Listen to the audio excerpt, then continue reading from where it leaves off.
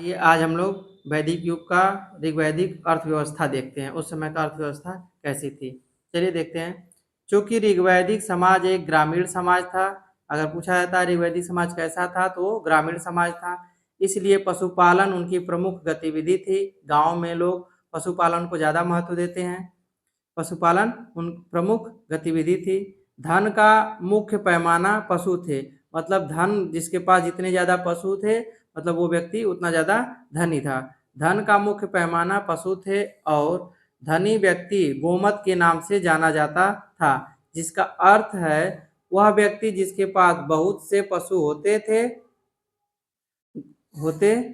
मतलब गोमत जो है, गोमत शब्द का मतलब धनी व्यक्ति है जिसके पास अधिक से अधिक पशु होते थे। गौ शब्द जिसका अर्थ गाय होता है से बड़ी संख्या में शब्द निकले हैं। यह जानना भी जरूरी है कि पुजारियों को दान स्वरूप भूमि नहीं, मुख्यतः गायों और महिला दासों को भेंट किया जाता था। इस बात को ध्यान दीजिएगा। उस समय के पुजारियों को गाय और महिला दासों को भेंट किया जाता था। अब धन दौलत दिया जाता है, पैसे दिए जाते हैं। ठीक, गाय का प्रचलन धीरे धीरे समाप्त ही हो गया है, बहुत कम लोग देते हैं। दिया जाता था, जो पशुचारणता का महत्व उजागर करता है। व्यापार और वाणिज्य के बहुत कम साक्ष्य मिलते हैं। मतलब उसमें व्यापार और वाणिज्य के बहुत कम साक्ष्य मिलते हैं और वहाँ जमीन के स्वामित्व पर आधारित किसी भी निजी संपत्ति का कोई सिद्धांत नहीं था। मतलब उस समय से निजी संपत्ति किसी की नहीं थी, उस पर किसी का स्वामित्व मालिकाना हक नहीं था। चलिए आगे देखते हैं हम लोग इसमें का। चलिए देखते हैं ऋग्वैदिक अर्थव्यवस्था से संबंधित कुछ पहलू। पहला आपका है संसाधनों के उपयोग का अधिकार पूरे वंश का था। मतलब जितना संसाधन था उस पे पूरे वंश का अधिकार रहता था। मुद्रा की इकाई निष्क कहलाती थी, जो सोने की बनी होती थी। निष्क क्या है? मुद्रा की एक इकाई है जो सोने की बनी होती थी।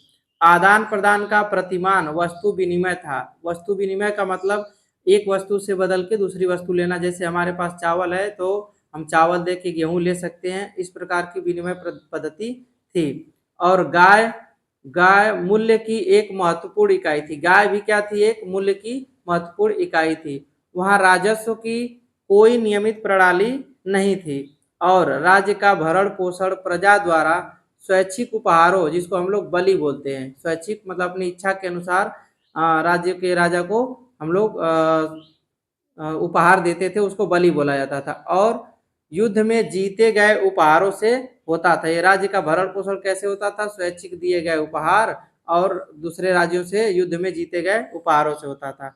अगला है आपका उपहारों के आदान प्रदान और उनके पुनर्वितरण की ऋग्वैदिक समाज में एक महत्वपूर्ण आर्थिक भूमिका थी।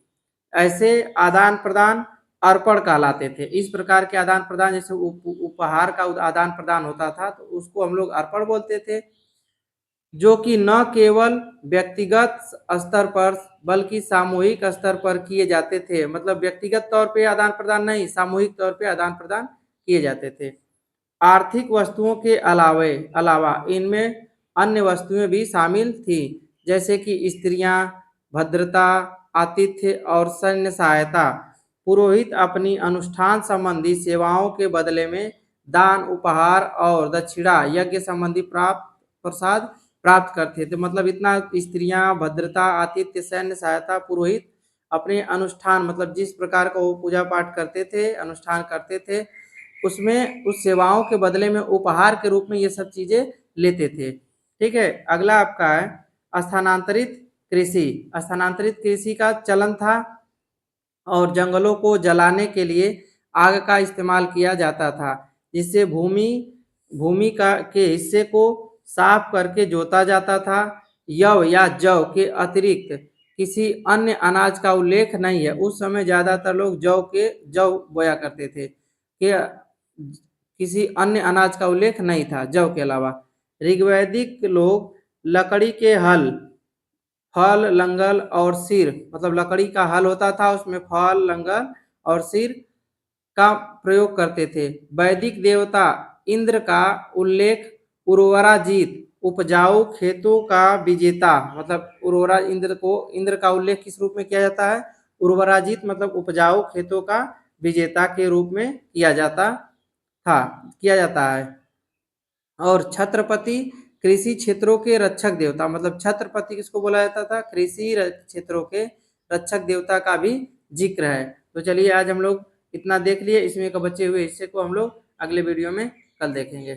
धन्यवाद।